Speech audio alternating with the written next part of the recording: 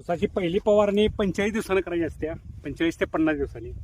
त्याच्यामध्ये मी कालच्या व्हिडिओ मी काय डोस टाकले, कसे आळवणी 2 प्रकारचे घेतले. आता माझा ऊसाचे तर हे IBA ही बॉटल घ्यायची, एकरी 1 ग्रॅम. 6BA एकरी 4 बॉटल घ्यायचे आहेत.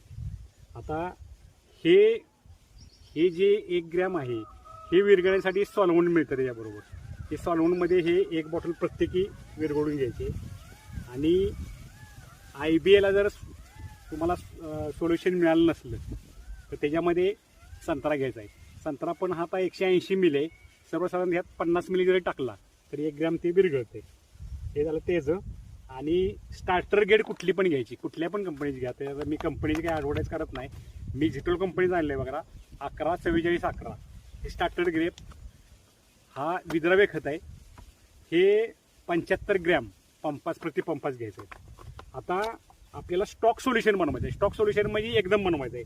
हे तुम्हाला मापता येत नसतं शेतकऱ्याला मोजमाप, वजन, ग्रॅम हे रानात काही घेऊन जाऊ शकत नाही. तर आता हे जे 7 पंप लागतील जास्तीत जास्त, मग 7 पंपाचं आपल्याला स्टॉक सोल्युशन करायचं आहे. मग स्टॉक सोल्युशन करताना हे जर तुम्ही मी सांगितल्याप्रमाणे विरघळून घेतलं, हे प्रति पंपाला 75 ग्रॅम घ्यायचं होणार आहे. ह्याच्यातच विरघळलं जातं, अन्यथा विरघळत नाही. दुसरी गोष्ट अशी आहे की हे आता विरघळलं आहे बघा. हे सॉल्व्हंट तुम्ही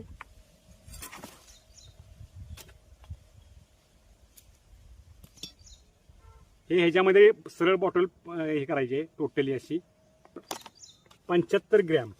आता हे 75 ग्रॅम बघा, मी झिटोल कंपनीचं घेतलंय 11-44-11 75 करायचं.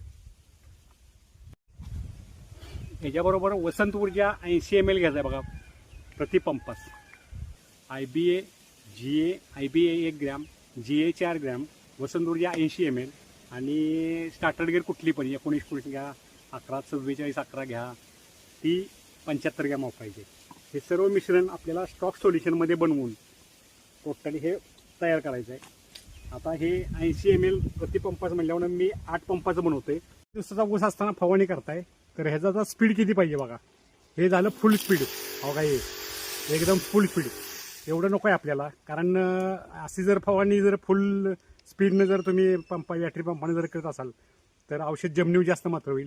तर ह्याचा जे बटन आहे ते रेड्युसर थोडासा कमी ठेवायचा, म्हणजे फवारा पण झाला पाहिजे पण निम्म्या बटन ठेवून फवारणी करा.